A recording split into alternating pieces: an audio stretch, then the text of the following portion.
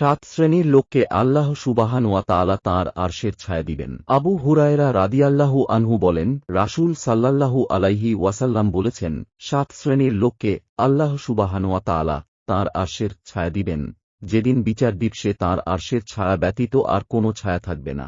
১. ন্যায়পরায়ণ শাসক। ২. সেই যুবক যে আল্লাহর ইবাদতে বড় হয়েছে। ৩. সে ব্যক্তি যার অন্তর সর্বদা মসজিদের সাথে সম্পৃক্ত থাকে, সেখান থেকে বের হয়ে আসার পর তথায় ফিরে না যাওয়া পর্যন্ত। ৪. এমন দুই ব্যক্তি যারা আল্লাহর ওয়াস্তে পরস্পরকে ভালোবাসে, আল্লাহর ওয়াস্তে উভয়ে মিলিত হয় এবং তার জন্যই পৃথক হয়ে যায়। ৫. এমন ব্যক্তি যে নির্জনে আল্লাহকে স্মরণ করে আর তার চক্ষু অশ্রু বিসর্জন দিতে থাকে। ৬. এমন ব্যক্তি যাকে কোনো সম্ভ্রান্ত সুন্দরী নারী আহ্বান করে আর সে বলে আমি আল্লাহকে ভয় করি। এবং ৭. সে ব্যক্তি যে গোপনে দান করে এমনকি তার বাম হাত জানতে পারে না তার ডান হাত কি দান করে। বুখারী, মুসলিম, মিশকাত হাদিস নং ৬৪৯।